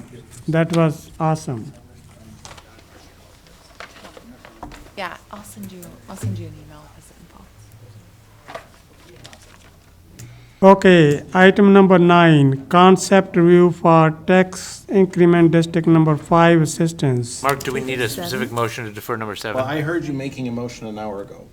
Okay. Did we vote on it? No, you didn't. So there's a motion. Oh, we didn't defer that? Just to defer number 7. Okay, okay, all right. Is there a second? Second. All those in favor of the motion say aye. Aye. Anyone opposed to the motion passes. I thought we took care of that. Okay, apologize. Okay, number 9, concept review for tax incremental district number 5 assistance, J.T. Klein for 3810 and Tribeca. I would make a motion that Plan Commission endorse staff determination that this project is, contains extraordinary TIF-eligible expenses, that the project plan is consistent with that the land use plan is consistent with the TIF project plan and will bring economic benefits to the TID, and the workforce housing is consistent with the TID project plan, but that the financial amount should go to the City Finance Committee and not the Plan Commission. Okay, I'll second. okay, any further discussion? Any questions or comments? I'm sorry, Jacob, so I guess. Jake, you had to wait the whole time, yes. so. Well, I mean, to me, it makes total sense that it's a common council issue anyway, so. Okay. You know, we were happy to sit here and. Okay. You were thinking of yoga studios, come on, admit I it. just kept thinking, like, you know, sooner or later, like, it's way better, like, the less you talk in a meeting and the faster you get out, it's always.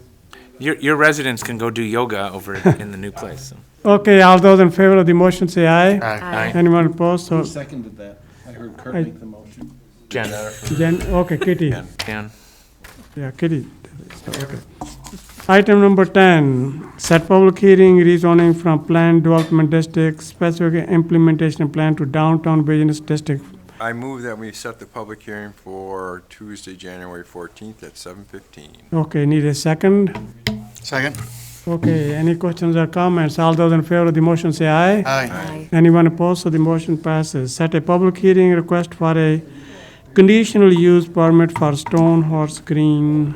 So this Move that we is the set a same. public hearing for Tuesday, January 14th at 7:20. Okay, Second. okay, any questions? All those in favor of the motion say aye. Aye. Anyone opposed? So the motion passes. Need a motion to adjourn. So moved. Second, all those in favor of the adjournment say aye. We are adjourned.